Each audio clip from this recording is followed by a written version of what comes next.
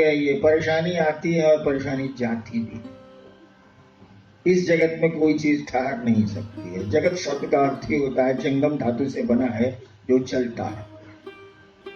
जंगम का अर्थ ही होता है, जंगम का मानी होता है जानवर जो चलते हैं। स्थावर का मानी होता है पेड़ जो एक जगह खड़े रहते हैं।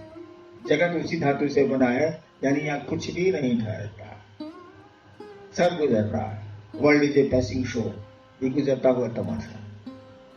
हाँ, क्या शिव घाट परेशानी आती है, कैसे आगे बढ़े? शिव कार्य में हम कैसे आगे बढ़ेंगे? बता तो रहे हैं, आप करने को तैयार नहीं है।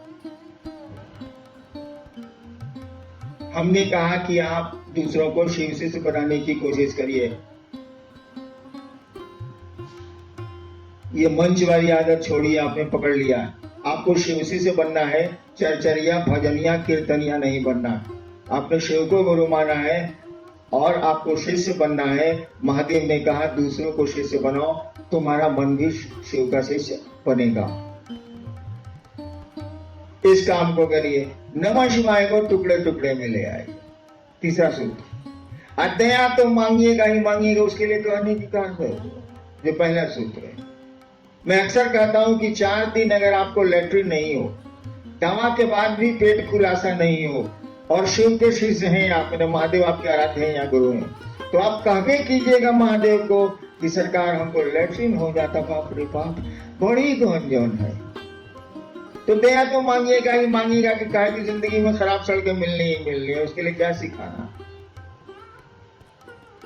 दो चीज सीखने जैसी है, एक दूसरों को शिव से बनाने की मानसिकता, और दूसरा नमः शिवाय से अपने गुरु को प्रणाम। उसको करिए, तब भी नहीं होगा, कर दिया जाए।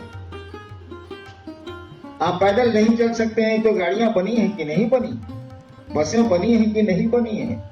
अध्यात्म में भी बसें हैं, गाड़ियां हैं। चलिए तो भाई साहब, चलने की मानसिकता में तो आइए भाई साहब। अब आपको धनबाद जाना ही नहीं है तो कोई बस लाए, ट्रेन लाए, जहाज लाए, क्या फर्क पड़ता है।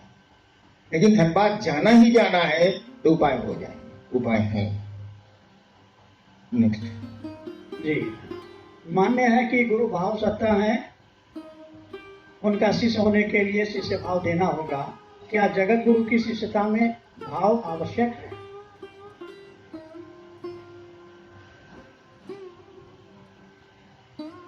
सवाल सुना आपने, फिर से पढ़िए। मान्य है कि गुरु भाव सत्ता है, उनका शिष्य होने, जगत गुरु का शिष्य होने के लिए क्या भाव जरूरी है? बिल्कुल सही है कि गुरु भाव सत्ता है, पिता भाव सत्ता है, पुत्र भाव सत्ता है, माँ भाव सत्ता है, बेटी भाव सकता है, माँ बाप सब भाव सकता है। ये संबंध भाव पर ही टिकते हैं, लौकिक हो या पारलौकिक।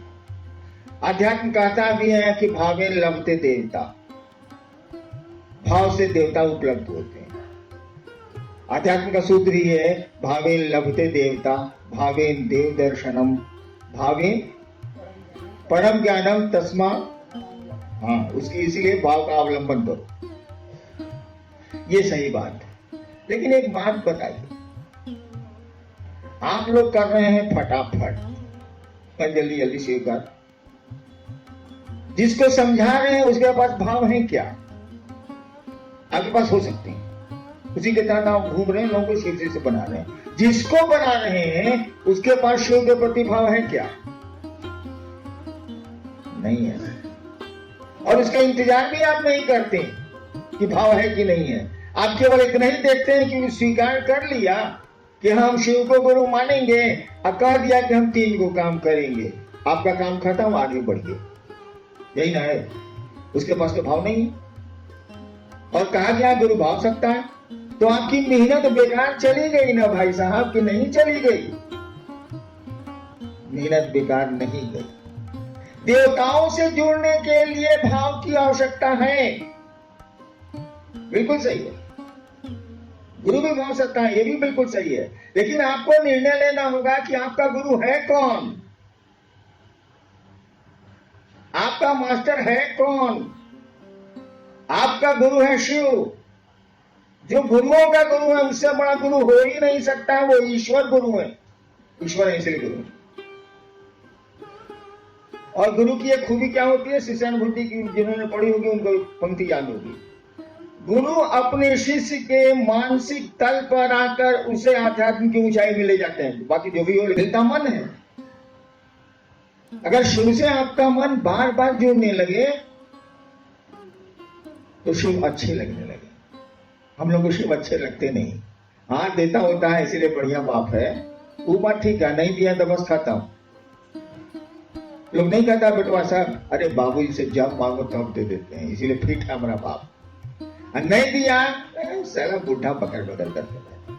महादेव के साथ भी यही, हम लोग बर्ताव भी वैसा ही करते हैं महादेव के साथ जो अपने घर के बूढ़े बुजुर्गों के साथ करते हैं। एक कमरा, बेटा कमा रहा है, बढ़िया है, एक कमरा दे दिया। हमने देखा एक कमरा दे दिया घर के एक साइड में, माँ या बाबूजी उसमें रहते हैं, समय पर खाना मिल गया, जरूरत हुई तो दवा भी चली गई। घर के किसी भी आयोजन में उससे राय नहीं ली जाती। घर के दैनिक कार्यक्रमों में उससे कोई परामर्श नहीं लिया जाता। बाप आज खाएगा क्या, यह डिसीजन बहू लेती है या बेटी लेती है या बेटा लेता है, उसे नहीं पूछा जाता। कहे कि अब तो 70 साल का हो गया, सब कुछ लेता होगा, जी दे दो साल खाएगा। क्या आप महादेव के साथ ऐसा नहीं करते? घर में एक पूजा घर बना लिया, कोई है जो जल चढ़ा देता हूं या प्रणाम कर लेता हूं या अगरबत्ती जला देता हूं, आपको कोई मतलब नहीं है। जरूरत पड़ी, कोई कष्ट आया तो पहुंच गया पूजा घर में। कहा काम हो गया, फिट है, काम नहीं हुआ, अनफिट है। तो जो घर के बूढ़े बुजुर्गों की स्थिति है, महादेव भी तो बुजुर्ग है, उसकी भी यही स्थिति है। मैंने कहा कि उसको अपने घर में शामिल करो, अपने दैनिक रूटीन में शामिल करो शिव को। और इसीलिए मैंने कहा कि ये जो 108 बार आप बैठ के नमः शिवाय करते रहे कई हजार साल से, करिए, हम नहीं रोक रहे हैं आपको, लेकिन टुकड़े टुकड़े में नमः शिवाय करिए आप। इस पर सवाल भी हमसे लोगों ने किए कि 5000 साल, इतना हजार साल से 108 बार सभी मंत्रों का जप होता है, कि टुकड़े टुकड़े में आप काहे कर दिया? तब मैंने समझाया, कहीं कोई काम करिएगा तो ये सोचिएगा ना कि इसका परिणाम क्या आएगा। ठीक है, लोग कहते हैं कि इसको आसान किया गया। अगर कैंसर की दवा आसान कर दी गई है और कैंसर नहीं ठीक होता है तो आसान चिकित्सा बढ़िया कि भारी चिकित्सा बढ़िया? सर ठीक नहीं होता आसान से, तो हम क्या करें, भारी तो करना ही पड़ेगा। हमने कहा कि टुकड़े टुकड़े में आप नमः शिवाय करिए। अभी बैठे हैं, सांस पर नमः जाने दीजिए, शिवाय उतरने दीजिए, एक बार करिए, छोड़ दीजिए। फिर थोड़ी देर के बाद सांस पर याद आ जाए शिव, या माहौल मिल जाए वैसा, या कोई कारण हो, सांस पर एक बार नमः चढ़ाइए और शिवाय उतार दीजिए। जब भी सांस पर नमः शिवाय करेंगे आप, जिसको जपा जप बोलते हैं, करेंगे आप, आपका मन शिव की ओर जाएगा ही जाएगा। माला पर करेंगे तो मन बकरी पर भी जा सकता है, अन्य कामों में भी जा सकता है। लेकिन लोग कहते हैं कि नमः शिवाय करते हैं, मन ही नहीं ठहरता। हमने कहा जरा एक बार नमः शिवाय करिए तो ठहरता है कि नहीं ठहरता? ठहरेगा ही ठहरेगा। इस तरह से दिन भर में जो बार मन करे तब बार कीजिए। कंटिन्यूअस करिएगा तो गड़बड़ाएगा, लगातार करिएगा तो गड़बड़ाएगा। चलिए, विषय जो है कि जिज्ञासा और समाधान देखिए।